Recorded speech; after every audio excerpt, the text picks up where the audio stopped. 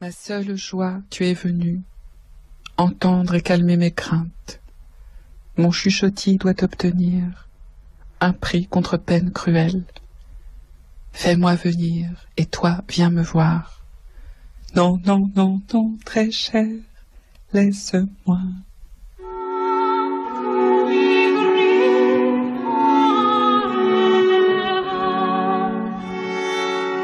Une vie, une œuvre. Aujourd'hui, Philippe Sidney. Une émission proposée par Florence Marguier.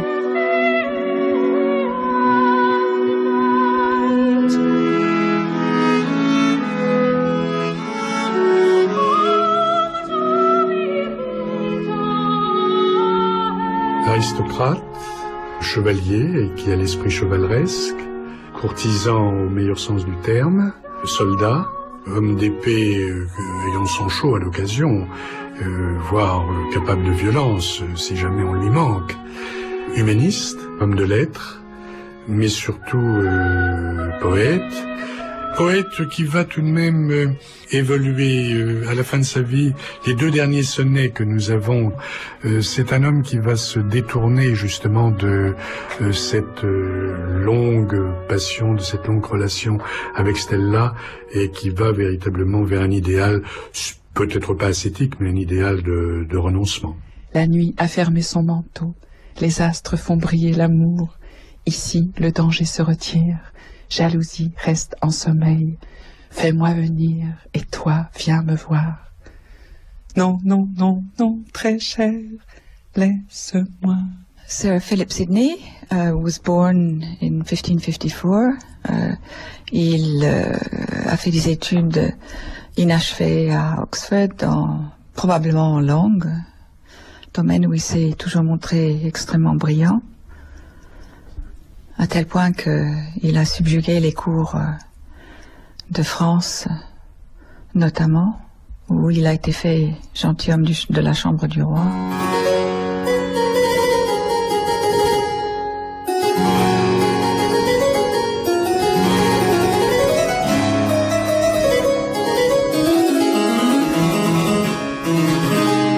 Anne Le Cercle, que représente Philippe Sidney pour la tradition?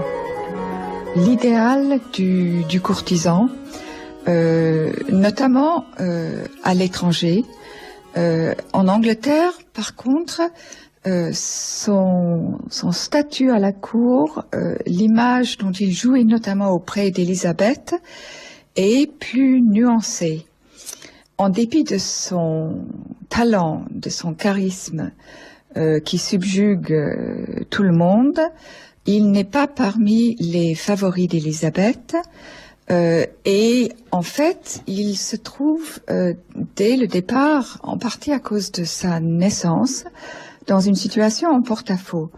Il est le fils d'un gentilhomme, mais d'un gentilhomme qui était très proche de la reine, à tel point que la mère de Sidney a pris soin d'Élisabeth Ier quand elle avait la petite vérole, avec le résultat absolument tragique qui a marqué Sidney lui-même, que sa mère a été horriblement défigurée et qu'elle a dû passer sa vie à la cour sous un voile ou avec un masque. Le père de Sidney était celui qui avait pour fonction extrêmement délicate et dangereuse de subjuguer, de maintenir la paix en Irlande et au Pays de Galles. Et en fait, cet effort l'a plus ou moins ruiné.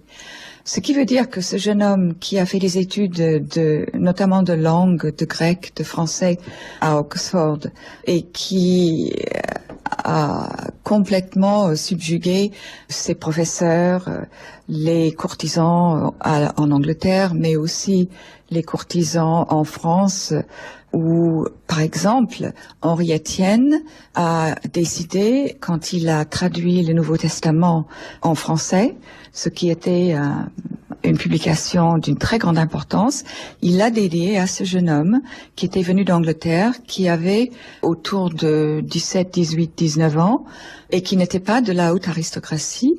C'est à Sidney qu'il a dédié sa traduction du Nouveau Testament. C'était quelqu'un donc qui avait un charisme tout à fait extraordinaire, mais il n'avait pas dans la société la place qui normalement et le statut qui normalement allait avec ce côté brillant.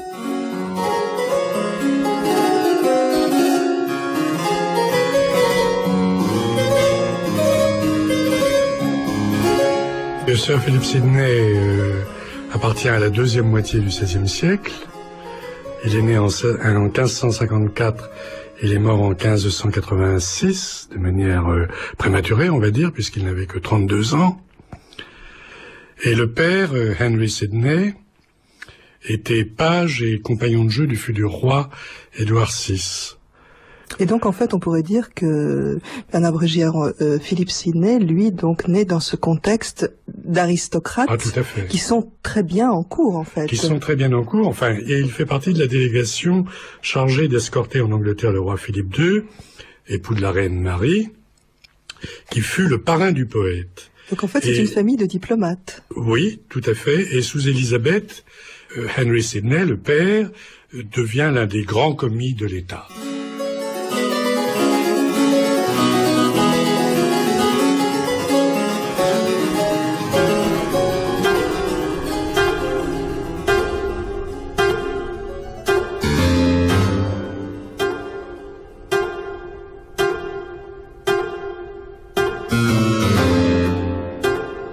À 12 ans, il se rend chez son oncle Leicester, puis il se rend à Oxford. Il assiste à la réception de la reine par l'université et il y retourne 2 ans plus tard. Il n'a que 14 ans et là, il s'imprègne de l'esprit puritain d'Oxford. Et en 1568, il y a un projet de mariage pour lui avec Anne Cecil, qui n'est autre que la fille de Sir William Cecil, un personnage considérable puisque c'est le futur Lord Burghley. Mais ça n'aura pas de suite.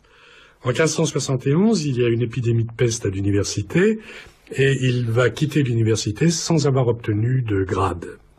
Et en 1572, il entreprend le fameux Grand Tour, le Grand Tour, qui était un passage obligé, une sorte d'initiation à la vie, si vous voulez, à laquelle se soumettaient tous les fils de l'aristocratie.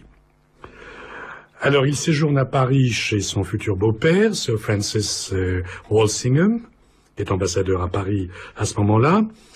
Et il y rencontre des tas de personnages importants.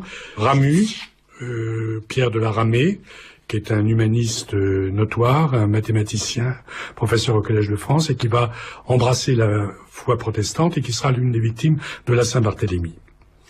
Et il y rencontre surtout un autre personnage que nous retrouverons, qui est Hubert Languet. C'est un protestant français au service de l'électeur de Saxe, avec qui il a des liens étroits.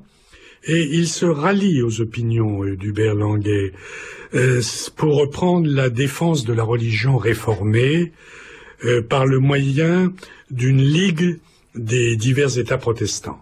Et cette ligue, bien entendu, se constituerait sous l'égide de l'Angleterre. Le nationalisme n'est jamais très loin.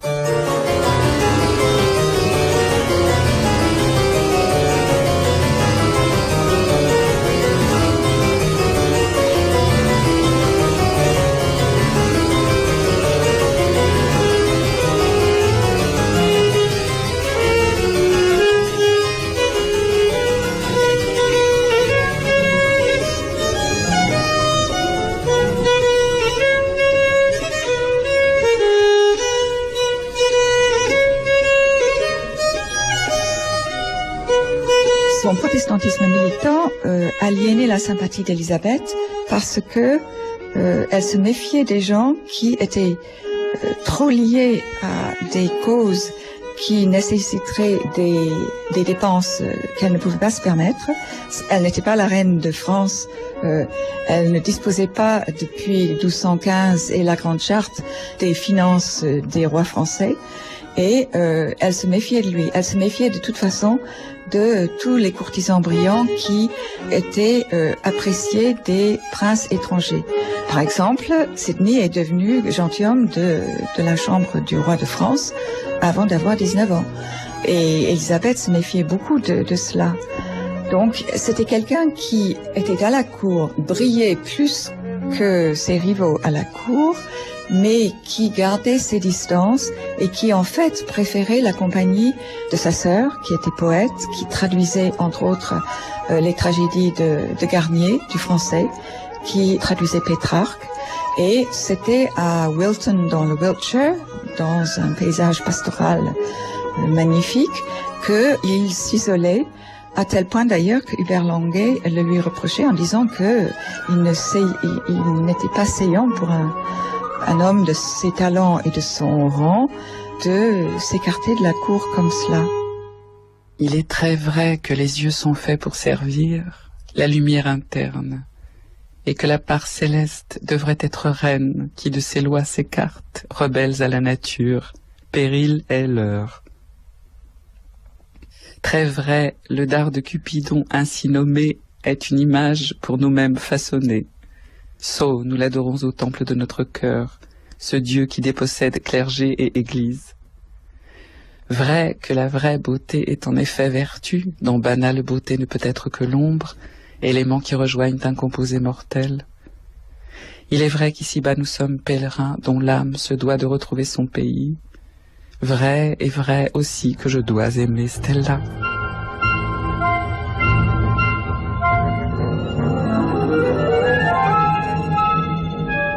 Anne Le Cercle, Philippe Sidney est un homme aussi qui voyage beaucoup et je crois qu'il a un amour de la langue et des langues. C'était l'un des premiers dont on sait qu'il a fait the Grand Tour, le Grand Tour. Il l'a fait non pas comme fils d'un duc, mais comme ambassadeur, mais ambassadeur quand même de deuxième rang. Il a visité notamment la France, mais aussi les cours de l'Allemagne, du comte Palatin notamment, qu'il appréciait beaucoup et qui lui a donné des titres comme le roi de France. Il a visité l'Italie, notamment Venise, parce que d'après Languet, Venise était la seule ville qui valait la peine d'être visitée. Et c'est quelqu'un qui était très doué pour les langues. C'est comme ça qu'il a subjugué la cour de France à l'âge de 17 ans. Alors, Marie de Médicis était plus intéressée par l'Arcadie, son roman, le premier roman de la littérature anglaise dont Virginia Woolf a dit que ce texte extrêmement long, qui a été révisé par l'auteur lui-même et par sa sœur après sa mort, que ce roman contenait tous les germes de la fiction de langue anglaise. C'est une œuvre très importante, à tel point que donc Marie de Médicis a envoyé le poète Jean Baudouin apprendre l'anglais en Angleterre pour le traduire. Et il l'a traduit comme l'Arcadie de la comtesse de Pembroke, qui était la sœur de Sidney, qui a pris soin de le publier après sa mort. Thou blind man's mark, thou fool's self-chosen snare, fond fancy's scum, and dregs of scattered thought, band of all evils, cradle of causeless care, thou web of will, whose end is never wrought. Desire, desire I have too dearly bought, with price of mangled mind thy worthless wear. Too long asleep thou hast me brought, who should my mind to higher things. Rien n'a été publié du vivant de Sidney en ce qui concerne sa poésie. Mais ce qui se passe, ça c'est une pratique courante à l'époque, la poésie circulait sous forme manuscrite auprès du public. On se repassait le manuscrit et c'est comme ça qu'on prenait connaissance de la poésie. C'est-à-dire qu'à ce moment-là, Bernard Brugière, donc on avait l'auteur qui écrivait son manuscrit. Oui, il le confiait à des proches, les proches le faisaient circuler et de cette façon, il arrivait à acquérir une certaine réputation. Dans les sonnets de Astrophel Stella, il fait état de, disons, du bon accueil qu'ont reçu ces sonnets auprès d'un certain nombre de gens. Et puis alors après, les sonnets sont recueillis, rassemblés et publiés. Alors il faut mentionner tout de même en 1583 son mariage avec Frances Walsingham. Et en 1585, Élisabeth envoie Sir Philip dans un corps expéditionnaire dirigé par Leicester au secours des Hollandais. Vous savez qu'il y a un conflit très sérieux entre la Hollande et l'Espagne, et bien entendu, l'Angleterre se range aux côtés des Hollandais. Et il est nommé, à cette occasion, Sir Philip Sidney est nommé gouverneur de Flessingue. Il tiendra ce poste pendant 10 mois. Flessingue, c'est une ville qui se trouve à l'embouchure de l'Escaut. Alors, il va participer à diverses opérations militaires, et puis il va surtout participer à la dernière d'entre elles pour lui, c'est-à-dire le siège de Zutphen. Et en 86, il est blessé d'une balle, la plaie se gangrène, et il meurt le 17 octobre 1586. On va lui faire des funérailles tout à fait somptueuses à Saint-Paul. Peut-être, a-t-on dit, pour faire un peu oublier la mort tragique de Marie Stuart. Alors, disons que les siennes en ont été rehaussées d'autant.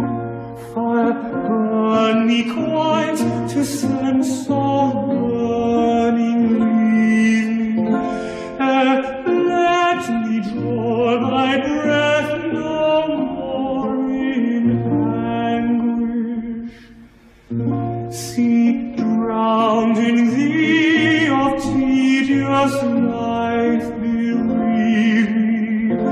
Earth, take this earth, wherein my spirit's language.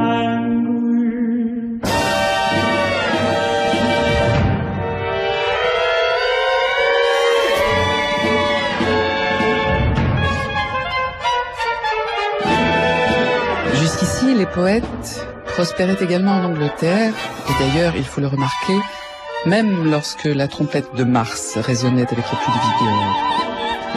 Et à présent qu'une tranquillité trop grande semble devoir recouvrir les sols des maisons de fleurs destinées aux poètes, ils ont une réputation qui s'approche presque de celle des charlatans de Venise.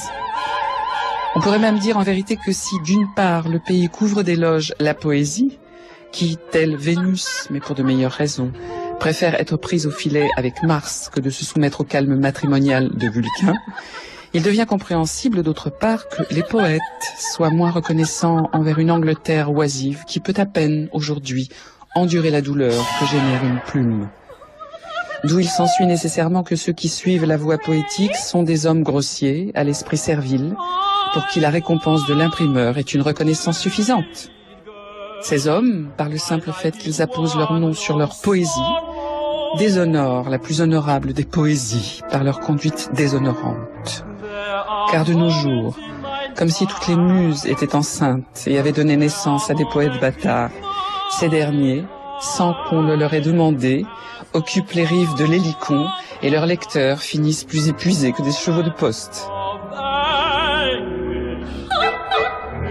Philip Sidney, lui, s'inscrit dans tout ce mouvement de cette renaissance élisabéthaine, dans lesquels il y a Spencer, mais il y a aussi... quels sont les poètes de cette pléiade, on pourrait dire, élisabéthaine? Écoutez, on peut commencer par ceux qui précèdent Sir Philip Sidney, c'est-à-dire Wyatt et Surrey d'autre part. Il y a une pléiade, comme vous dites, de contemporains. Je pense à Gascoigne, qui est un poète extrêmement important. Alors, ceux que l'on considère comme les deux fondateurs, peut-être, de la poésie élisabéthaine, c'est Spencer et Sidney. Et qu'est-ce qui caractérise, justement, cette poésie élisabéthaine chez Sidney? C'est tout le sujet de son aventure. Écoutez, ce qui la caractérise, c'est que c'est un lyrisme qui conçoit la poésie un peu comme un exercice intellectuel. Il y a un travail rhétorique considérable dans l'élaboration, pour ce qui est de l'élaboration de chaque poème. Ce n'est pas simplement une expression spontanée de l'émotion ou des sentiments personnels. Il y a bien entendu cette expression des sentiments personnels, ce lyrisme très caractéristique, mais je pense qu'il faut insister sur tout ce travail qui relève du métier, avec tout ce que ça implique de savoir-faire rhétorique et poétique. Bernard Brugière, on est en pleine donc époque de Renaissance anglaise, qui est aussi une période, je crois, de mutation.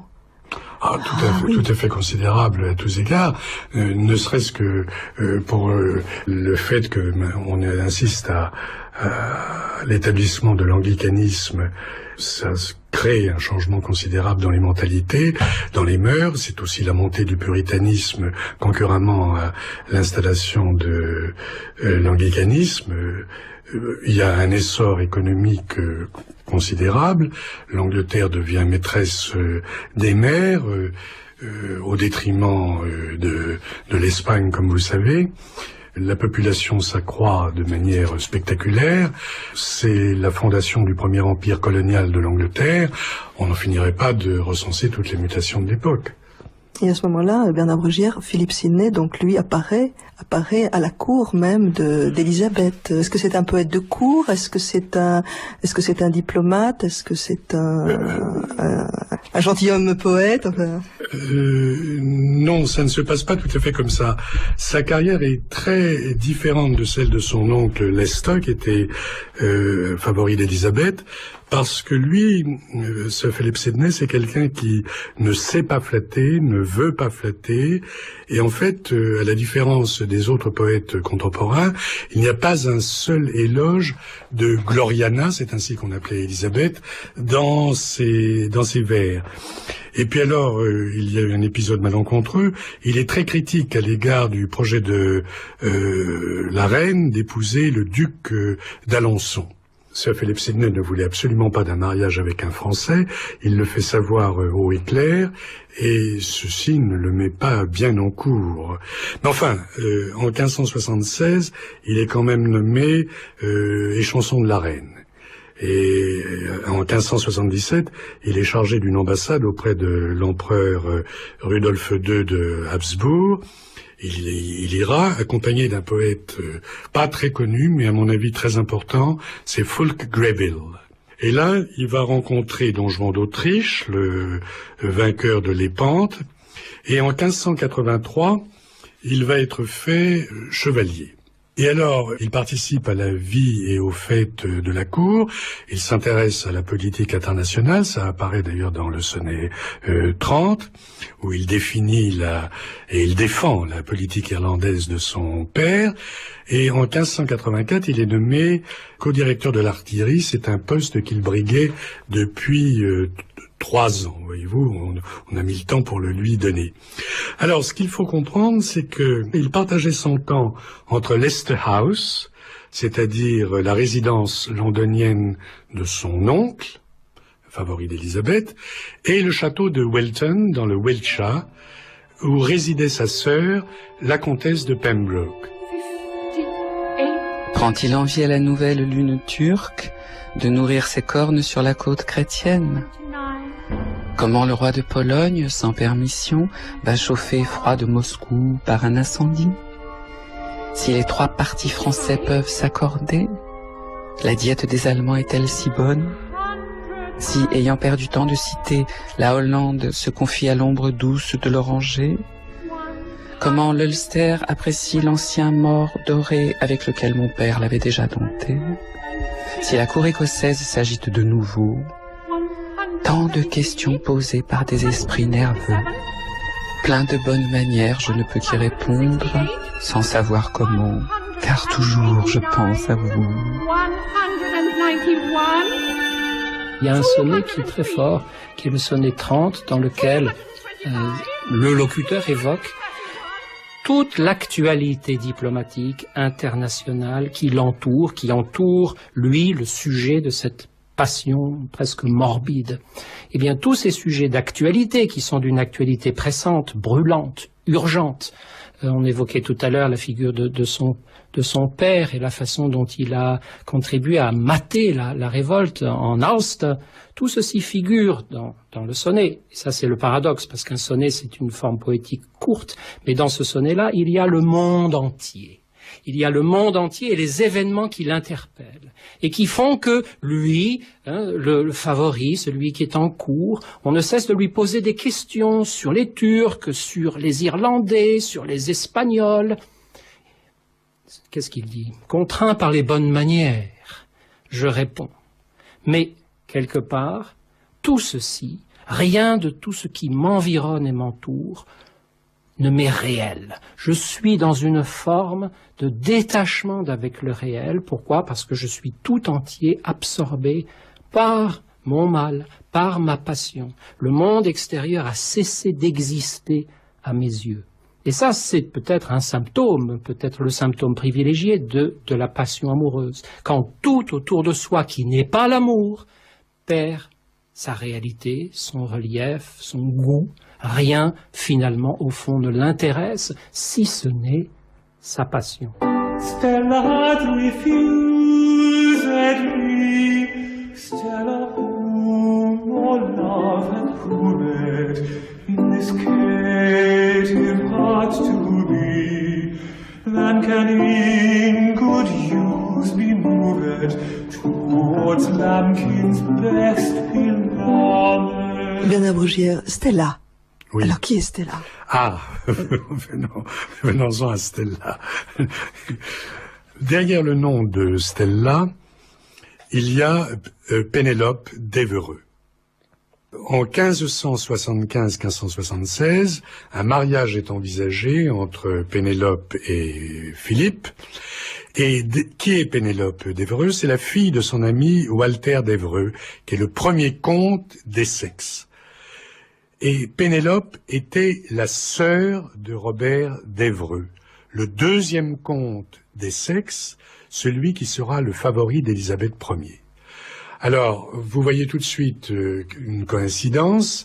Sidney se retrouve coincé, si j'ose dire, entre deux favoris d'Élisabeth Ier, Leicester, dont on a déjà parlé, et Robert d'Évreux. Pénélope avait 15 ans environ lors du projet de mariage dont j'ai parlé, du projet de mariage avec Sir Philip Sidney. La mort du comte d'Essex en 1576 empêche la réalisation du projet. Et vous me direz pourquoi. Mais tout simplement parce que, à ce moment-là, Pénélope n'est plus considérée comme un parti avantageux.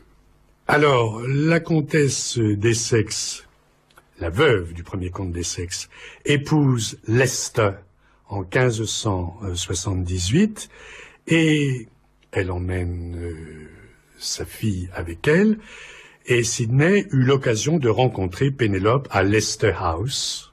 Hein. Et là, c'est le coup de foudre. Ça n'est pas le coup de foudre. Et d'ailleurs, justement, vous ne croyez pas si bien dire, mais l'un des thèmes que Sidney ne va pas employer, c'est un des thèmes chéris de l'époque, c'est-à-dire l'amour coup de foudre, ce qu'on appelle love at first sight. Et justement, c'est pas du tout comme ça que ça se passe dans Astrophil and Stella. Il n'y a pas d'amour coup de foudre, il n'y a pas de love at first sight. Et alors, vers le 1er novembre 1581, les tuteurs de l'orpheline lui firent épouser un certain Lord Rich. Le bien nommé d'ailleurs, parce que c'est un homme qui a des biens considérables, et Sidney va s'amuser à faire des jeux de mots plus ou moins douteux, on va dire, sur Lord Rich, l'époux de Stella. La langue me démange d'accoucher mes pensées.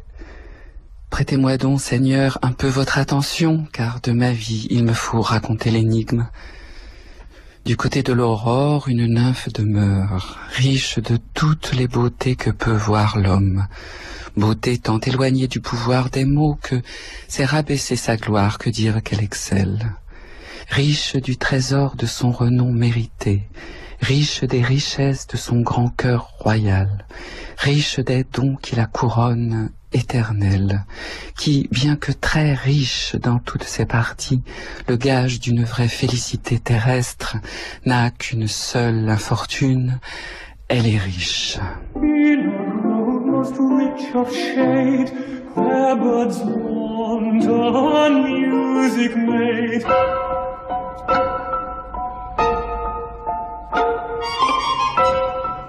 Fancy! Men then young, he's pied with showing, new perfumed with flowers fresh growing. Men then young, he's pied with showing, new perfumed with flowers fresh growing. La passion de Sidney pour Pénélope pris sans doute naissance avant le mariage, mais ça a été quelque chose d'assez progressif. En revanche, cette passion s'épanouit lorsqu'elle est devenue l'épouse d'un autre. Et il faut qu'il y ait l'obstacle. Il faut qu'il y ait l'obstacle. C'est très chevaleresque, en fait. Tout à fait, tout à fait. Ben, n'oublions pas que c'est une incarnation de l'idéal chevaleresque, voilà. Alors, Pénélope est malheureuse, et plus tard, elle prendra pour amant l'un des compagnons d'armes de Sidney à Zutphen. Elle aura 5 enfants de cette liaison adultère, et Lord Rich tolère cet adultère jusqu'à la mort d'Essex. Et puis là, le Lord Rich demande et obtient le divorce assez facilement, ce que l'on peut comprendre. Ben, il n'avait pas demandé le divorce avant parce que Pénélope était la sœur du comte d'Essex, c'était un homme très considérable en tant que favori d'Élisabeth. Il hésitait justement à se heurter à pareil obstacle. C'est pour ça qu'il est resté très tolérant, pour ne pas dire complaisant. Mais alors, Bernard Brugière, dans Astrophile et Stella, on a l'impression que la passion met du temps, en fait. Elle se développe extrêmement lentement. La passion est là dès le départ. Ce qui va changer entre eux, c'est les sentiments qu'elle va nourrir à son égard. Dès le départ, il est éperdument, enfin dans le recueil Astrophèle et Stella, dès le départ, il est éperdument amoureux d'elle. C'est une idéalisation totale. Mais alors, Bernard Brugière, on parle souvent au sujet de Sidney du côté platonicien. Il connaissait bien Aristote et surtout il connaissait très bien Platon. Il y a d'ailleurs des emprunts au Phèdre dans Astrophèle et Stella. Les passages ont été clairement repérés. Bon, on peut dire que sa conception baigne dans un certain platonisme ou néoplatonisme typique de l'époque, c'est-à-dire que la contemplation de la beauté chez la femme, c'est le point de départ d'une aventure spirituelle. La contemplation de la beauté chez la femme doit vous mener par stades successifs à la contemplation de la beauté divine.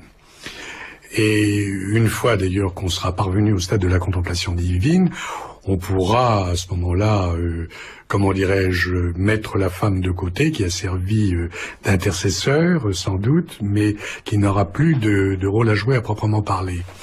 Il y a un autre aspect de la question, c'est que il semble, si l'on s'en tient au poème proprement dit, qu'il n'y ait jamais eu de consommation du désir, de consommation charnelle entre Astrophèle et Stella.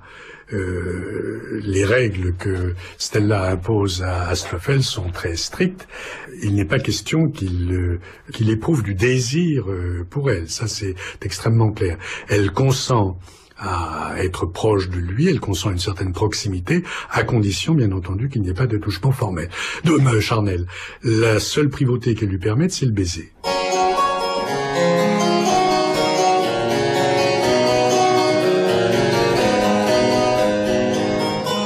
Les lecteurs d'Astrophèle, fort savants, ont remarqué 2 choses. Une conjonction pour le moins intéressante. Premièrement, il y a 108 sonnets. Or, la légende prêtait 108 amants à Pénélope. 108 amants se sont succédés auprès de Pénélope avant le retour d'Ulysse. Première chose. Deuxième chose, 108 sonnets plus 11 chansons, parce que le recueil est entrecoupé de chansons, dont certaines d'ailleurs sont très belles. 108 et 11, 119. 119 à 1 mois près.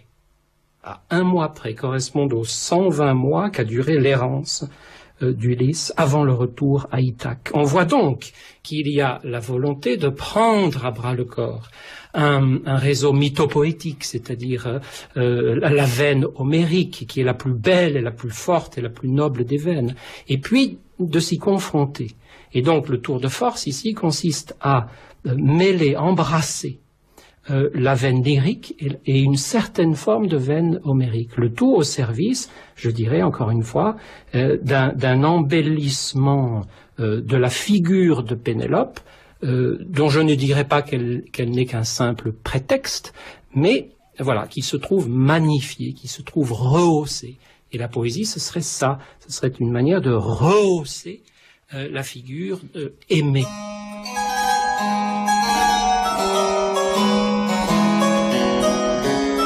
Aimant pour sûr, pressé d'arborer mon amour en vers, pour qu'elle, chère elle, prenne plaisir à ma peine. Plaisir la ferait lire, lire afin qu'elle sache. Savoir c'est capter la pitié, pitié grâce obtenir. Quels mots viendront peindre de ce chagrin le noir visage? Mûrir belles inventions pour enchanter ses esprits. Tourner les pages des autres, voir si d'elles viendraient ondées fraîches et fécondes pour mon cerveau brûlé. Mais les mots bégayent, l'aide de l'invention leur manque. Invention, enfant de nature, fuit marâtre étude. Contre les vers étrangers viennent à choper mes pieds. L'enfant en moi veut parler, mais enfanter ne le peut. Je mords ma plume truande, m'étrille par dépit. So, me dit ma muse, regarde en ton cœur et écris. Astrophel and Stella. Il y a d'abord le fait de s'arroger un nom d'origine grecque dans le cas de Astrophel et latine dans le cas de Stella. C'est-à-dire que l'héroïsme gréco-romain se trouve en quelque sorte mis au devant de la scène, d'entrée de jeu, par le choix du titre. Notons aussi, deuxième élément, que dans le titre, il y a une disjonction entre l'élément grec et l'élément latin. Peut-être les prémices d'une incompréhension. D'autre part, je noterai que on s'est demandé, la critique s'est demandé, alors pourquoi est-ce que Astrophel ne s'appelle pas plutôt Astrophil, puisque en bon helléniste, il faudrait opter pour la forme astrophile, la philosophie, l'amoureux de du savoir, de la sophia, et donc pourquoi pas astrophile, et pourquoi astrophel? Ah, mais peut-être que fel, qui aux oreilles d'un Anglais, sonne comme le prétérite du verbe to fall, et que quelque part il y a là aussi inscrit dans le titre même, eh bien les prémices d'une chute, ou en tout cas de l'impossibilité de l'amour, ou en tout cas la marque de de l'impossibilité du désespoir et de la déliaison amoureuse, puisque cette copule qui rejoint Astrophel et Stella, comme dans Roméo and Juliet, cette copule, peut-être qu'elle marque un divorce plutôt qu'une union et qu'une association. Et puis, je ne peux pas m'empêcher non plus de voir que Sidney, qui joue de toutes les ressources de la langue anglaise, qu'il manie comme personne, joue aussi sur peut-être son propre prénom. Il s'appelait Philip. Philip Sidney. Bien sûr, Philip. Et Philip, si on prend là aussi la racine grecque, c'est Philippos. C'est celui qui aime les chevaux. Le sonnet 49 est un sonnet tout à fait amusant, très brillant, parce que c'était un écuyer extraordinaire.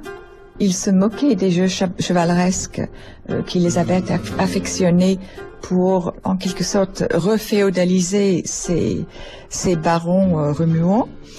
C'était un écuyer, mais il gardait encore une fois sa distance vis-à-vis de ces rituels idéologiques.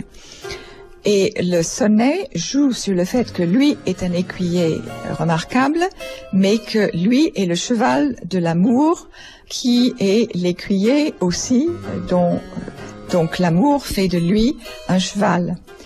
Et tout le sonnet joue sur l'action et la passion, au sens littéral, c'est-à-dire le fait d'être mené d'être contrôlé par autre chose. I on my horse, and love on me, doth try our horsemanships, while by strange work I prove a horseman to my horse, a horse to love. And now man's wrongs in me, poor beast, descry.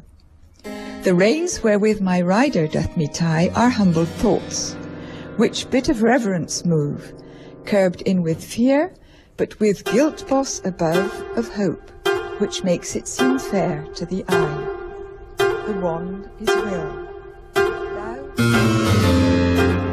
C'est sans doute la première fois qu'un tel cycle de sonnets dans l'histoire de la poésie anglaise prend pour sujet le sujet lui-même, c'est-à-dire le sujet de la passion, le sujet qui se rêvait sans doute actif, qui se rêvait conquérant, qui se rêvait martial, la figure du dieu Mars de la guerre, qui se rêvait cavalier, c'est-à-dire maître de sa monture, comme on est maître de ses passions et de ses instincts. On se souvient que Platon, dans le Phèdre, fait de la passion le mauvais cheval, celui qui n'obéit pas, celui qui se cabre, celui qui décampe, celui qui tire à U et à Dia. Eh bien voici, et ça c'est assez amer pour un poète comme Sidney, voici que lui qui se rêvait actif se retrouve passif, se retrouve ravi, c'est-à-dire l'objet d'un rapt. Ça n'est pas lui qui a emporté sa conquête, c'est lui qui se trouve ravi. Et se trouvant ravi, eh bien il se trouve subissant ce qui lui arrive. Il se trouve, lui le cavalier, indomptable, chevaleresque, il se trouve comment dirais-je, oui, dépassé par sa monture. Et dans plusieurs poèmes, il revient sur cette analogie entre la figure de Cupidon et la figure du cavalier. Pour dire quoi? Pour dire que finalement, c'est lui qui se trouve monté, et c'est lui qui se trouve éperonné et participe passé, c'est lui qui se trouve dominé par sa conquête. Ce qui, on l'avouera, pour un maître cavalier est quand même assez humiliant. Et donc, voilà, s'agit-il de psychologie? On peut s'interroger. En tout cas, il ne s'agit pas, et ça je voudrais aussi le dire, il ne s'agit pas de romantisme avant la lettre.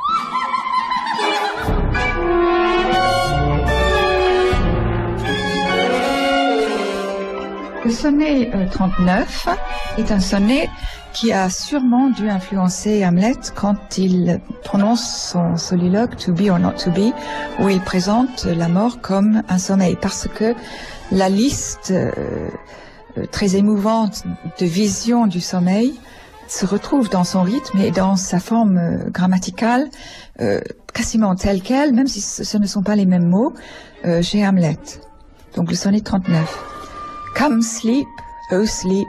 Viens sommeil, ô sommeil, le lien sûr de la paix, le havre de l'esprit, le baume du malheur, richesse du pauvre, relax du captif, juge impartial entre le haut et le bas.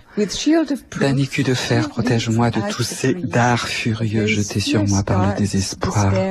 Oh, fais qu'en moi s'arrêtent ces guerres civiles. Je paierai un bon tribut si tu le veux. Accepte ces doux coussins, ce lit si moelleux, une chambre sourde, aveugle à la lumière, guirlande de roses et tête si lasse.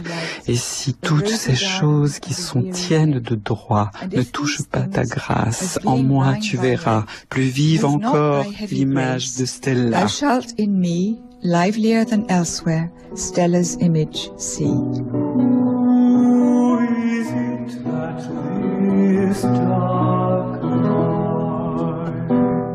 C'est une poésie qui se nourrit d'antithèses, qui se nourrit d'oxymores, et quelquefois qui les dispose de manière assez compliquée, c'est-à-dire qui les dispose en chiasme. Nous avons dans le sonnet 60 quelque chose comme Blessed is my curse and cursed is my bliss. Vous sentez bien qu'il y a une permutation des termes de la double antithèse. N'est-ce pas, quand vous avez « Blessed is my curse and cursed is in my bliss », qui est traduit de la manière suivante, j'emprunte la traduction à Michel Poirier, qui est responsable de l'édition Aubier, « Joyeux en mon malheur, malheureux en ma joie ». Vous voyez bien la disposition des termes et la manière dont le chiasme exploite les antithèses. Alors une autre figure extrêmement de rhétorique extrêmement chère à Philip Sidney, qui en use et qui en abuse, c'est l'oxymore, c'est-à-dire l'alliance de termes qui paraissent être des contraires. Alors il est question, par exemple, de présence absente dans sonnet 106. Il est question d'amour féroce. il est question de lovely hate, c'est-à-dire de haine aimable, ou alors il est question dans le sonnet 70 d'un sage silence qui est la musique la mieux accordée au bonheur. Ou encore dans la 8e chanson, puisqu'il y a des chansons qui sont intercalées parmi les sonnets, il est question de restless rest and living dying, c'est-à-dire le repos agité, ou le repos sans repos, si vous préférez, et leur mort vivante. Ça, il y a un goût pour l'oxymore, l'antithèse, le chiasme, etc., qui me paraît extrêmement frappant. Il n'est d'autre lieu où l'esprit dénoue le nœud de Cupidon. Ces belles fleurs sur un lit doux nous courtisent de fins discours. Fais-moi venir et toi viens me voir. Non, non, non, non, très cher, laisse-moi. Très récemment, on a commencé à lire les sonnets en même temps que les chansons qui sont interspersées entre les sonnets et que normalement on laisse de côté. C'était une tradition qui vient de Pétrarque de mélanger des sonnets et des chansons. Et si on lit les chansons disent beaucoup plus clairement ce qui est quand même présent de manière plus obscure, plus enfouie dans les sonnets.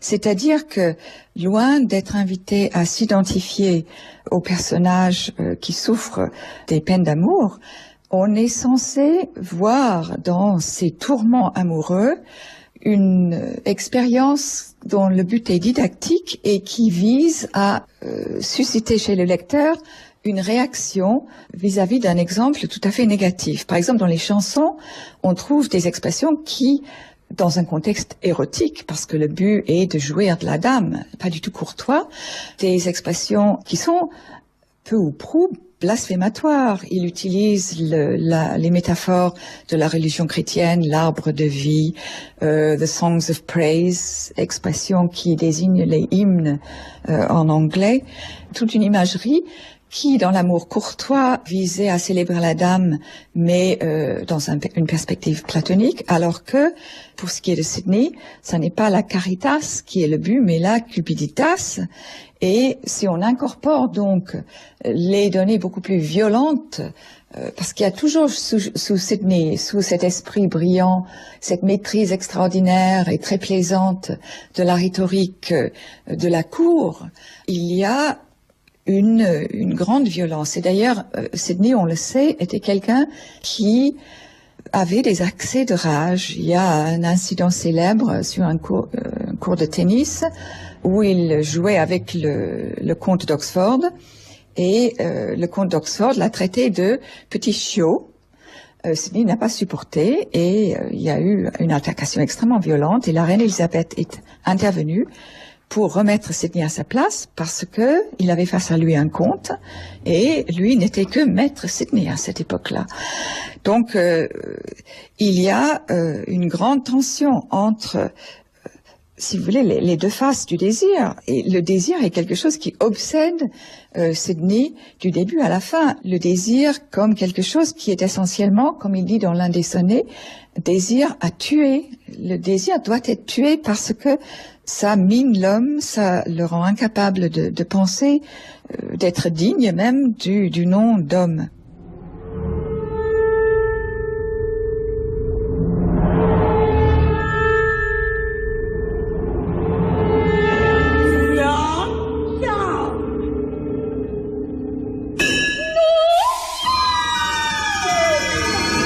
Hélas, n'ai-je pas assez souffert, mon ami?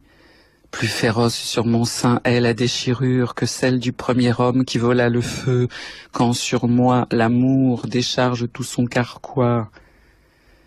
Que de tes mots l'absinthe vienne ainsi chercher à me peiner encore, dire que le désir plonge mon âme divine dans le bourbier des pensées coupables qui mènent à la ruine. Si c'est péché, donc, de façonner caractère bien droit, vérité des mots et foi dans l'action, un vif esprit sans autre crainte que la honte, si c'est péché d'avoir un cœur inaltérable, haïssant la moindre impudeur dissolue, l'amour est donc péché, je veux être pécheur, Le sonnet 47 est un sonnet dont par moment on peut dire que la syntaxe ressemble à certains sonnets de Louise Labbé. Je vis, je meurs, je brûle, je me noie. On trouve exactement le même phénomène au milieu de ce sonnet-là. C'est un sonnet où il décrit la puissance destructrice du désir, mais au moment où il voit arriver la femme, tout change, il devient tout doux et tout recommence. What, have I thus betrayed my liberty? Can those black beams such burning marks engrave in my free side? Or am I born a slave, whose neck becomes such yoke of tyranny? Or want I sense to feel my misery? Or sprite, disdain of such disdain to have? Who for long faith, though daily help I crave, may get no alms, but scorn of beggary? Virtue awake, beauty.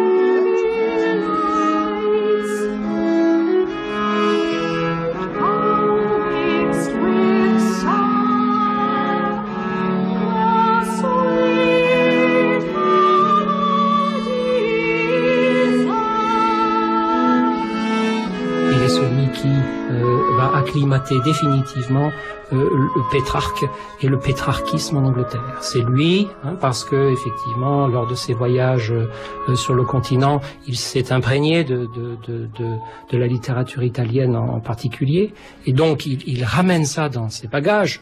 Il n'était pas le seul à avoir écrit des sonnets à la manière de Pétrarque, mais il est quand même celui qui installe définitivement le pétrarchisme en Angleterre. Donc d'une certaine façon, il s'agit de reprendre ces lieux communs, cette topique amoureuse des feux brûlants, etc., etc. Ce qu'il fait, mais toujours avec un certain détachement. Non, je ne vais pas les reprendre prétérition, puisque en même temps il les reprend. Donc il y a une double démarche là. Non. Le premier sonnet est d'ailleurs célèbre parce qu'il se surprend à feuilleter les pages des livres des autres, turning others' leaves, effectivement, pour y découvrir quoi? Pour y découvrir que s'il fait ça, bien sûr, non seulement il sera un plagiaire, non seulement il sera un copieur, mais en même temps il passera à côté de quelque chose. Et la chute du premier sonnet, c'est de dire, non, laisse de côté les livres, laisse de côté les vieux mots, et regarde dans ton cœur, puisque c'est là que va résider pour une bonne part l'inspiration. Alors pas le côté Vigny, je m'empresse de le dire, frappe-toi le cœur, c'est là que le génie. Non. Mais en tout cas, disons, la façon de voir dans la beauté de Stella, la beauté de Pénélope, quelque chose qui va lui dicter une parole. Dicter. Le mot revient souvent sous la plume de Sidney, sous la forme anglaise de endite. Endite, E-N-D-I-T-E, qui veut dire inscrire, qui veut dire dicter, qui veut dire écrire, qui veut dire composer, qui est d'ailleurs assez proche, ça sonne de la même façon que le mot indict, I-N-D-I-C-T, qui veut dire condamner, comme quoi il y a toujours quelque chose de condamnable dans l'écriture. Voilà, mais disons que c'est l'amour qui dicte les mots pour le dire, et ces mots, il faut effectivement en trouver d'autres, ou alors, et ça c'est une dernière stratégie, il faut rester quoi? Il faut rester silencieux. Et je reviens un instant sur son éloge de la poésie. La poésie se porte si mal, dit-il, que les meilleurs poètes sont peut-être ceux qui ont choisi le silence. Car à ouvrir la bouche et à parler comme le font la totalité des poètes environnants, on contribue un peu plus à dévaloriser la poésie. Donc si on veut conserver le statut supérieur de la poésie, peut-être conviendrait-il de se réfugier parfois dans le silence. Et je pense ici bien sûr à cette fameuse lettre composée par Hugo von Hofmannsthal, la lettre à Lord Chandos, je crois, dans laquelle ce poète élisabétain choisit d'écrire à son patron, à son mécène, pour lui dire « Voilà les raisons pour lesquelles j'ai choisi de ne plus écrire ». Il y a de nombreux sonnets dans lesquels Sidney cite la manière dont les autres poètes s'y prennent pour dire l'amour. Il est entouré de paroles, des paroles qui flottent, qui circulent, qu'il est un temps tenté de reprendre à son compte. Mais finalement, la seule vraie façon, hein, c'est de simplement, parce qu'il y a le choix de la simplicité chez Sidney. On a beaucoup parlé effectivement de son côté précieux, de ce goût immodéré pour les paradoxes, pour ce côté un peu artificiel dans la rhétorique très consommée. Mais en même temps, il y a quelque chose de direct. Il y a l'expression simple, incisive, tranchante de quelque chose qui dit l'amour parce que, voilà, l'amour est ressenti. Et que peut-être alors que les mots des autres ne sont plus que voilà, des obstacles aisément franchis. Venons-en à présent au plus grave des accusations portées contre les pauvres poètes. D'après ce que j'ai pu apprendre, elles sont les suivantes. D'abord, étant donné qu'existent beaucoup d'autres sources de connaissances plus fructueuses, un individu ferait mieux de passer son temps avec elles qu'avec la poésie. Deuxièmement, qu'elle est la mère de tous les mensonges. Troisièmement, qu'elle est la nourrice de l'abus, car elle nous infecte de quantité de désirs pestilentiels. Avec la suavité d'une sirène, elle attire l'esprit vers la queue de serpent des pensées pécheresses. Comment, chez nous comme dans d'autres nations, avant que les poètes ne nous ramollissent, nous étions pleins de courage, apprécions les exercices martiaux, étions les piliers de la liberté masculine, plutôt qu'endormis par l'oisiveté douteuse des passe-temps de poètes. Et enfin, et surtout, ils hurlent, bouche grande ouverte, comme s'ils savaient tirer à l'arc mieux que Robin des Bois, que Platon les a bannis de sa République. En vérité, c'est beaucoup, s'il y a là un peu de vérité. Marc Poré, il y a chez Philippe Sidney le wit. Qu'est-ce que c'est qu'on appelle le wit en anglais? C'est l'esprit. C'est l'esprit, c'est le bel esprit. Et ça n'est pas les raisons. Ça n'est pas la même chose que la raison, que la puissance ou la faculté raisonnante. C'est l'esprit au sens de la pointe, au sens peut-être même du conceit, hein, c'est-à-dire ce que les Italiens appellent le concetto ou les concetti. C'est-à-dire c'est la pointe finale, c'est le trait d'esprit, c'est ce qui enlève le poème. Et souvent c'est ramassé dans le distique final. C'est pour ça que Sidney choisit dans 85% des cas, 85 fois sur un total de 108 sonnets, il choisit de terminer par le distique final, qui permet de rassembler la pensée, qui permet justement de concentrer l'énergie spirituelle sous la forme d'un mot ou d'une pointe ou d'une chute ou quelque chose qui va enlever le poème et qui va faire que le lecteur, l'amateur, va s'extasier parce qu'on a attendu la chute, on a attendu ce trait d'esprit. Il a fallu qu'il soit placé, bien placé. Il y a un sens du placement et aussi du timing, c'est-à-dire qu'il faut que le trait d'esprit, qui peut être, et qu'il est souvent d'ailleurs, qui peut être l'oxymore, qui peut être l'antithèse presque exacerbée. L'antithèse de l'antithèse, je veux dire que c'est une sorte de spirale sans fin dans laquelle l'esprit du poète s'engage en ayant à tout moment la parfaite maîtrise de ce qu'il fait et de ce qu'il sait faire. Et c'est ça qui se donne à voir. C'est aussi une manière de savoir faire, mais aussi de faire savoir qu'on sait faire. C'est ça qui le rapproche, et ceci me fournira peut-être une transition avec son éloge de la poésie ou sa défense de la poésie. Ce savoir-faire se rapproche d'une certaine façon du savoir-faire du cavalier, du maître écuyer, de celui qui a la science équestre, de celui qui, et c'est d'ailleurs ainsi que commence la défense de la poésie. Voilà. Comment justement s'inscrit ce texte de la défense de la poésie dans l'œuvre, dans le parcours de Philippe Sidney? Alors, là aussi, comme souvent dans le cas de Sidney, incertitude relative sur la date de composition, mais disons que voilà, l'éloge paraît en 1595, c'est-à-dire quelque temps après la mort de Sidney, et le poème et on pourrait dire de cette œuvre que c'est la première grande œuvre de critique littéraire en Angleterre. C'est la première œuvre théorique qui voit le jour. Donc en 1595, même si on en connaissait l'existence auparavant, et fidèle à, je dirais, son esprit et à son humour, à son wit donc, Sidney commence par une sorte de pirouette, par une sorte de pied de nez.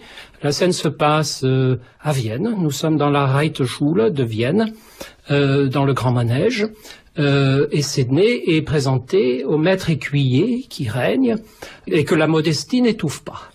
Et qui est très imbu donc de lui-même, ça va sans dire, mais aussi de son art équestre. Et donc entreprend de convertir Sédné aux délices de la science équestre. Et il le fait avec une immodestie qui commence un petit peu à échauffer les oreilles de Sédné, mais qu'il va retourner à son propre avantage. C'est-à-dire que Pugliano, pour lui donner son nom, c'est un Italien, pense que l'art équestre est l'art supérieur, qu'il n'en est pas d'autre au-dessus de l'art équestre. C'est l'art des arts.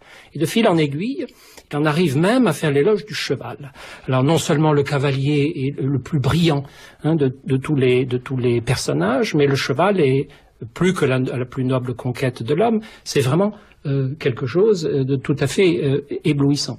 Et donc, petit aparté, où on commence à voir le détachement, l'amusement de Sédné. Sédné se dit, bon, c'est vrai qu'à l'écouter, si j'étais logicien, eh bien, je dirais que le sort le plus enviable, ce serait celui d'être cheval. Donc voilà. Et ce prologue se termine par une chute un petit peu à la façon du Wet, à savoir que Sédné nous dit, voilà ce qu'est l'amour-propre, voilà ce qu'est la vanité, voilà ce qu'est et donc le détachement avec lequel il faut prendre quelqu'un qui, en s'échauffant, arrive à placer l'art qui le caractérise au-dessus de tout autre. Et sans transition, Sédné entreprend de placer l'art qui le concerne lui, c'est-à-dire l'art poétique, au-dessus de tous les autres. Mais après être passé par cette sorte de parenthèse ludique qui nous prévient un peu à la façon d'un Montaigne que tout ceci est à prendre avec des pincettes, avec du détachement, et que certes, il va nous faire l'éloge de la poésie, mais en sachant que peut-être lui aussi, l'amour-propre le guette, la vanité le cerne, et que donc en toute matière, il faut distance et raison garder. Lorsque le très vertueux E.W. et moi-même étions ensemble à la cour de l'empereur, l'écuyer de l'écurie, qui avait grande réputation, nous enseigna à tous deux l'équitation. Et comme il avait la fertilité d'esprit des Italiens, il ne se contentait pas de nous montrer la pratique de son art, mais cherchait également à enrichir notre entendement sur ce sujet par des réflexions qu'il jugeait extrêmement précieuses. Mais rien ne remplissait alors mes oreilles avec autant de bonheur, je m'en souviens, que lorsqu'il se mettait à discourir en faisant l'éloge de sa profession. Il ajouta alors certaines louanges en nous expliquant que le cheval n'avait pas son pareil, qu'il était le seul courtisan efficace, incapable de flatterie, que chez cet animal, la beauté, la fidélité, le courage et bien d'autres qualités sont insurpassables, à tel point que si je n'avais pas été quelque peu logicien par le passé, je crois qu'il aurait fini par me faire regretter de ne pas être un cheval. Que dit Sédné? Il nous dit l'Angleterre est une marâtre. Elle est dure envers les poètes. Elle les traite très mal. Ils ne sont pas reconnus. Il ajoute même. Mais après tout, peut-être cette dureté est-elle bien fondée, puisque les poètes sont de mauvais poètes. À commencer par votre serviteur, exécrable, infâme scribouillard, barbouilleur de papier. Et voilà. Et c'est ainsi que commence cette dimension apologétique de la poésie, cette défense et illustration de la poésie. Elle commence par la façon la plus éculée, mais en même temps la plus spirituelle de commencer, c'est-à-dire elle commence par dire « Je m'excuse d'être aussi médiocre et d'être aussi plat dans la défense qui va suivre. » Et donc, il entreprend de défendre la poésie qu'il va placer au-dessus de tous les autres arts et de tous les autres types de savoir. C'est-à-dire qu'il entreprend cette défense et illustration, elle est indissociable d'un réquisitoire, d'une condamnation, implacable, argumentée, méthodique, raisonnée, mais implacable. On sent qu'il y a un souffle là. C'est un texte assez court, mais qui est très enlevé, qui est vivant, qui est plein de verve et d'énergie. Et donc il entreprend, sans scrupule, de traîner plus bas que terre les historiens, les moralistes, les philosophes. Donc condamnation de tout ce qui n'est pas poète et réfutation des reproches qui sont adressés à la poésie. Depuis que la poésie existe, on lui a toujours adressé des reproches, à commencer par Platon, et il entreprend Platon qui chasse le poète de la cité, bien sûr, mais bon, voilà, Sidney est un petit peu gêné par rapport au platonisme ambiant, et donc il entreprend de dire que finalement, non, ce que Platon voulait vraiment dire, c'est que ce qu'il condamnait, c'était le mauvais usage de la poésie, parce qu'il est un bon usage de la poésie. Et selon Philippe Sidney, le bon usage de la poésie, c'est quoi? Alors, là, il me semble qu'il y a quelque chose de tout à fait fort, qui tranche un petit peu avec les idées convenues de l'époque, c'est-à-dire qu'il commence par dire une chose qui ne va pas de soi, à savoir que la poésie n'est pas l'imitation, et donc, quelque part, il prend, en prenant toutes sortes de précautions, bien entendu, le contre-pied d'Aristote. C'est-à-dire qu'il nous dit, Aristote a toujours vu dans la poésie l'imitation de la nature. Eh bien moi, je pense que la poésie est supérieure à l'imitation. La poésie relève et procède d'une forme de création, d'une forme de recréation. Ça n'est pas l'imitation plate du réel, mais c'est d'offrir quelque chose qui est infiniment supérieur au réel. Et si j'osais, je reprendrais à mon compte le mot de Michael Edwards, qui est un très grand connaisseur de la poésie anglaise, qui enseigne au Collège de France, et qui a dit, parlant de la spécificité de la poésie anglaise, de la poéticité anglaise, Michael Edwards dit que la poésie anglaise pratique une forme singulière d'anactisis, c'est-à-dire non pas de mimésis, mais d'anactisis, qui veut dire qu'on recrée le réel en le respectant. On ne le transfigure pas, on ne le transcende pas, on part du réel dont on est pénétré pour en offrir une recréation supérieure. Et c'est peut-être ça, la pierre d'angle, la pierre de touche de cette défense de Sidney.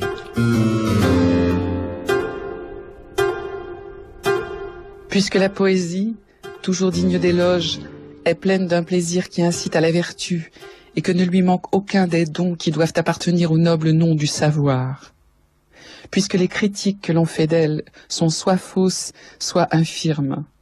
Puisque le peu d'estime qu'on lui porte en Angleterre est dû au poète singe et non au poète.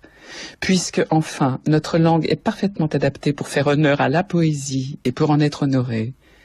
Je conjure tout lecteur qui a eu la malchance de lire cette babiole, ce gâchis d'encre que j'ai fait, même si c'était au nom des 9 muses, de cesser de mépriser les mystères sacrés de la poésie, de ne plus rire à l'énoncé des noms de poètes comme s'ils étaient les héritiers directs des imbéciles, de ne plus se moquer du titre vénérable de rimeur, mais de penser, comme Aristote, qu'ils étaient les anciens trésoriers de la théologie grecque, de croire, avec Bembous, qu'ils étaient les premiers introducteurs de toute civilisation, de croire, avec Scaliger, qu'aucun précepte de philosophie ne peut faire de vous un honnête homme autant que la lecture de Virgile, de croire, avec Clauserus, le traducteur de Cornutus, que la divinité se plaisait, par l'intermédiaire d'Hésiode et d'Homère, sous le voile de la fable, à nous donner tout le savoir. Logique, rhétorique, philosophie, naturelle et morale, et quid non. De la sorte, vous serez apparenté à nombre de préfaces poétiques. De la sorte, vous serez très beau, très riche, très sage, et surtout vous vivrez parmi les superlatifs. Toutefois, je vous adresserai les malédictions suivantes au nom de tous les poètes. Tant que vous vivrez, de vivre pour l'amour, sans jamais obtenir de faveur en raison d'un sonnet malhabile. Et que quand vous mourrez, votre mémoire disparaisse de la terre, faute d'une épitaphe.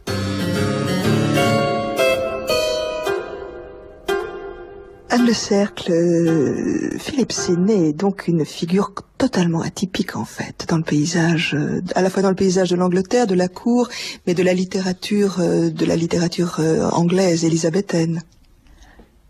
Premièrement, il n'a pas vécu très longtemps. Et là aussi, il est mort à l'âge de 32 ans. Il est né en 54, il est mort en 86. Il a composé non pas les premiers sonnets, parce qu'il y a les sonnets de Wyatt et de Surrey, qui ont un statut incontournable. Donc il a écrit cette séquence très brillante, mais en même temps extrêmement noire de sonnets, interspersés de de chansons. Il a écrit ce roman dans un premier temps très brillant, très plaisant, très cocasse, assez grotesque, qui dans un deuxième temps devient extraordinairement sombre et où la préoccupation principale est en quelque sorte la sauvegarde d'une forme de providence chrétienne en dépit de tout. En plus, il a écrit La défense de la poésie, qui est le premier, c'est un petit peu comme l'illustré Défense de la langue française de Du Bellay. C'est quelqu'un qui est un fondateur. Mais sa vie très courte explique que, comme dit Virginia Woolf, il y a les germes de toute la littérature, mais ça n'a pas été donné à lui de cueillir les fleurs de ces germes. Le roman est un roman fascinant par son éclectisme, le brillant de sa rhétorique, parfois difficile pour un lecteur moderne parce que par moments ça s'approche du gongorisme, d'un maniérisme très appuyé. Mais les situations sont souvent tellement cocasses que il se crée automatiquement une distance ironique entre cette rhétorique extrêmement fleurie par moments et les situations qui sont extraordinairement piquantes souvent.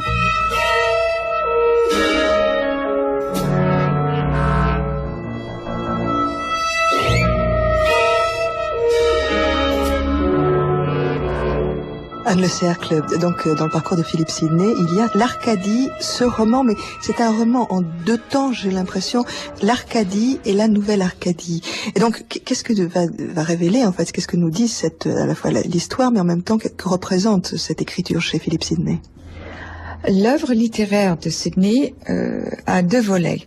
Et le second volet a deux volets parce que le roman, si on peut dire roman, parce que c'est vraiment une chose un peu sui generis en tant que telle, c'est premièrement les sonnets, Astrophel and Stella, et on peut dire que pour ce qui est du roman, qui est l'autre œuvre importante de Sidney, il y a l'ancienne Arcadie, et il y a la Nouvelle Arcadie, c'est-à-dire la version révisée qui est sensiblement différente du premier.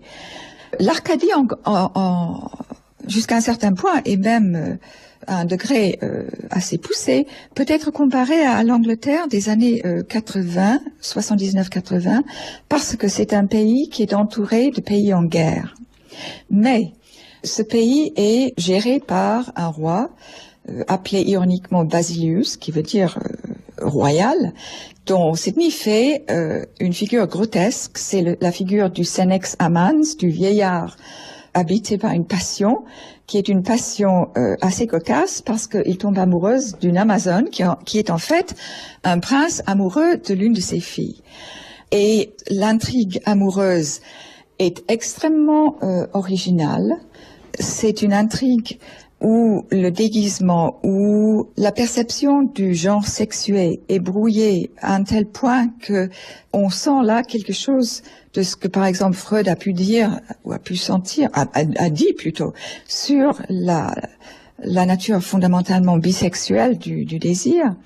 Et dans la première partie, le narrateur est un narrateur qui provient probablement de la tradition chaucerienne, c'est-à-dire c'est un narrateur amusé, indulgent, ironique, qui sert de médiation entre les lecteurs et le personnage. Un narrateur indulgent surtout. Par contre, dans la Nouvelle Arcadie, donc c'est un texte qu'il écrit quelques années plus tard. C'est la dernière partie de ce roman qui a eu un effet sur la première partie parce que certains rôles ont été redéfinis, certains personnages ont été éclipsés, mais ce qui est absolument fondamental, c'est que l'univers de la Nouvelle Arcadie correspond beaucoup plus à ses préoccupations religieuses à un moment où il traduit les psaumes en essayant par exemple, de trouver pour chaque psaume une nouvelle strophe.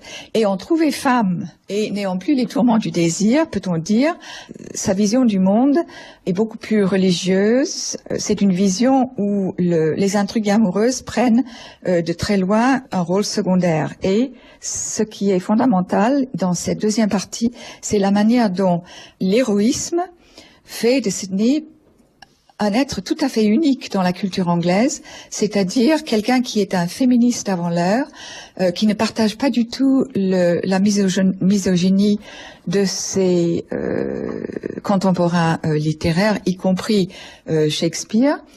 C'est quelqu'un qui fait des femmes qui sont emprisonnées, qui souffrent, des exemples d'héroïsme, d'un héroïsme chrétien, d'un héroïsme féminisé, car les épreuves des femmes sont beaucoup plus nobles dans sa présentation que les épreuves des hommes, qui, il faut bien le dire, dans ce roman, les hommes sont à des degrés divers, féminisés, deviennent grotesques.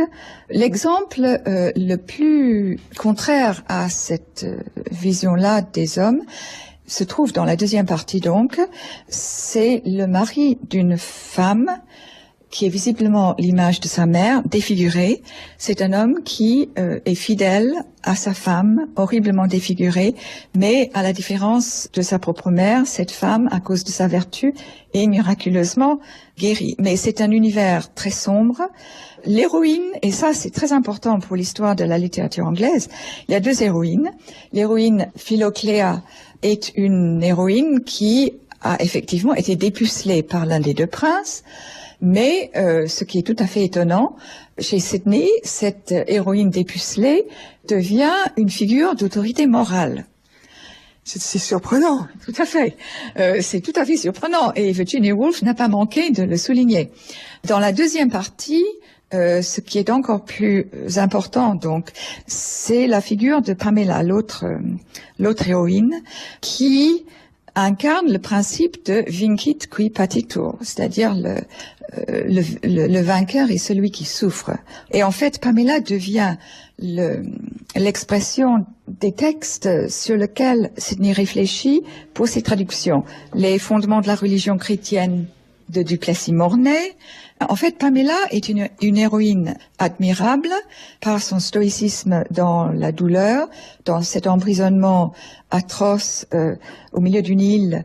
Alors ça, c'est intéressant, où la personne qui a emprisonné les deux princesses se nomme Cecropia, mais en fait, on pense que c'est une image de Catherine de Médicis, le Jézabel du siècle. Et Pamela est quelqu'un qui, pense-t-on, est une célébration de l'une des tantes toute remarquable de Sidney, qui était en fait la première reine protestante d'Angleterre, celle que les Anglais appellent comme la reine de 9 jours, celle que les protestants ont essayé de mettre sur le trône pour éviter l'accession de Marie la Sanglante, qui était Lady Jane Grey, qui a été exécutée par les héritiers des Tudors. Mais cette femme a été une femme tout à fait exceptionnelle par son intelligence, par sa piété, par le fait qu'elle est devenue célébrée dans les martyrs, le livre des martyrs qui était, de par la loi, montré dans toutes les églises du royaume. Cette femme est vraisemblablement l'inspiration derrière l'héroïsme chrétien de Pamela. Et Pamela, à son tour, devient au XVIIIe siècle l'héroïne du premier grand roman au sens moderne du terme de la littérature anglaise. Donc, à travers Sidney et à travers la figure de Pamela, qui renvoie en amont à Lady Jane Grey, à cette reine protestante de 9 jours, et ensuite en aval à la Pamela de Richardson, ce personnage est une charnière dans l'histoire de la littérature anglaise. Et on peut dire peut-être que le modèle de l'héroïne du roman anglais était cette reine suppliciée, cette reine de 9 jours, femme tout à fait exceptionnelle à tous égards, qui a été suppliciée à la Tour de Londres pour avoir essayé, ça n'était pas elle, c'était les hommes qui la manipulaient, pour avoir essayé d'éviter de barrer la route à l'accession de Marie la Sanglante.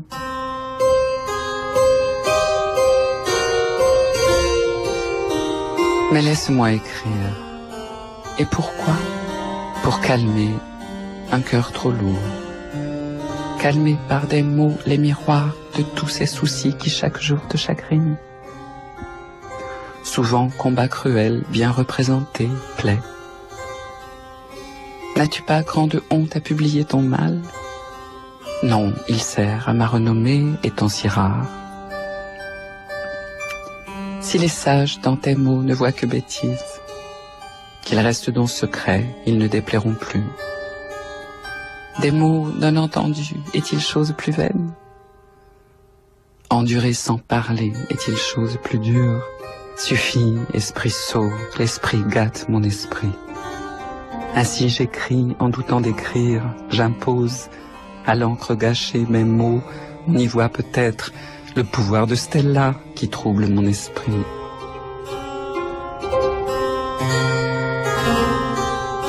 Il est of mixed minds, comme on dit en anglais, c'est-à-dire qu'il a envers l'inspiration des sentiments mêlés, des sentiments parfois même contradictoires, n'hésitant pas à se contredire. C'est là où on retrouve, si vous voulez, la veine un peu anglaise de ce propos théorique qui n'est pas d'une rigueur folle. Là, il se permet des contradictions. La première contradiction, il dit: la poésie est d'origine divine. Elle est d'essence divine. Elle procède de quelque chose en nous qui est supérieur à l'humain, manifestement. Et donc, elle, quelque part, elle doit être divine. Mais dans le même temps, il s'empresse d'ajouter que, eh bien, il faut y mettre beaucoup d'art, il faut y mettre beaucoup de travail, il faut y mettre beaucoup de, comment dirais-je, oui, de craft, hein, c'est-à-dire qu'il faut se montrer artisan.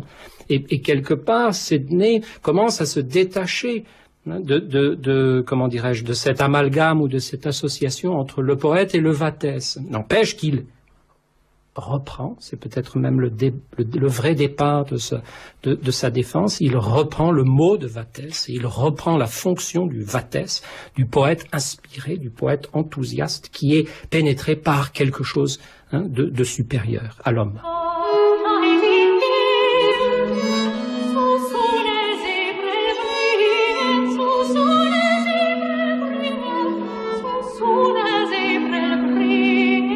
Anne Le Cercle, si vous aviez dessiné un portrait de Sir Philip Sidney. Alors, c'est intéressant le terme de portrait, parce que pour moi, il y a deux images. Sidney lui-même, le poète idéal, le courtisan parfait, sans tache, disait Shelley. Shelley disait the poet without spot était en fait spotted. Il avait, comme sa mère, il avait un visage vérolé. Mais c'est quelque chose dont on ne parle pas, et les portraits qu'on a de lui n'en font pas état. Il a été peint par Véronèse. Quand il était à Venise, Véronèse a peint son portrait, mais malheureusement ce portrait est perdu. Alors, comment résumer le personnage? C'est un homme qui incarne tout ce que souhaite Castiglione dans le courtisan, notamment l'aspect de sa tour, c'est-à-dire cette élégance, cette aisance, ce côté brillant, mais en même temps, on sent constamment l'ombre, l'autre côté, quelqu'un qui a besoin de fuir la cour et qui fuit la cour. Donc pour moi, c'est un être un petit peu en anamorphose, un côté, l'homme incontestablement séducteur, charmant, mais d'un autre côté, quelqu'un qui avait des accès de rage dont certains comptes rendus montrent à la limite un côté pathologique.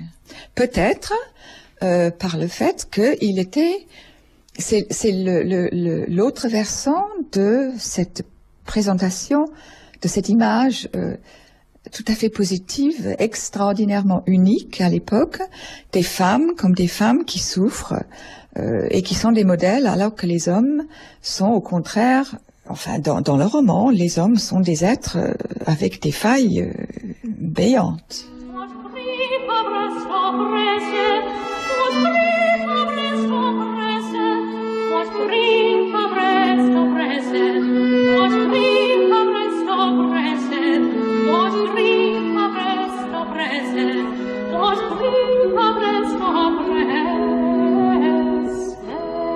À Edmund Molineux. Monsieur Molineux, parlons peu, parlons bien. Quelqu'un a lu les lettres que j'ai écrites à mon père. Je ne vois pas qui d'autre que vous aurait pu faire cela. Si c'est le cas, vous avez agi comme un fiefé coquin avec moi, et je vous le ferai donc savoir si j'en obtiens la preuve. Mais cela, c'est du passé. En ce qui concerne l'avenir, je puis vous assurer devant Dieu que si jamais j'apprends que vous avez lu une lettre que j'ai écrite à mon père, sans qu'il vous en ait donné l'ordre et sans que j'y ai consenti, je vous transpercerai de mon poignard, et soyez-en assurés, car je suis très sérieux. En attendant, adieu. Faites à la cour ce dernier jour de mai 1578. Par moi, Philippe Sidney.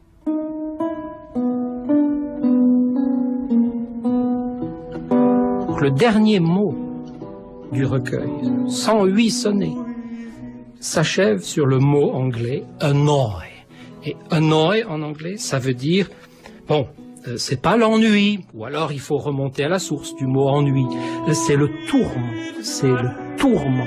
Et ce tourment se trouve être l'objet, c'est ça le paradoxe final, d'une joie infinie. C'est-à-dire que si joie il y a, elle réside dans le fait, eh bien finalement, de se réconcilier avec ces tourments qui sont la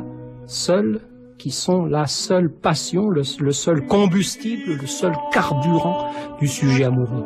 C'est finalement dans le tourment qu'il trouve matière à alimenter. Voilà sa condition.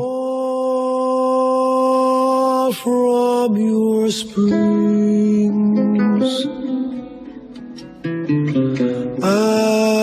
exile forever, let me mourn. C'était Une vie, une œuvre, Philippe Sidney, avec Anne Le Cercle, Bernard Brugière, Marc Porret. Traduction des poèmes et de la défense de la poésie par Bernard Hopfner, édition L'Or des Fous. Lettre de Philippe Sidney, traduite par Christine Sukic. Texte lu par Anne Alvaro. Mixage Éric Boisset, une émission proposée par Florence Marguier. Réalisation Isabelle Huel. Shine you no more, all nights are dark enough for those that in despair their last fortunes deplore. Like death but shame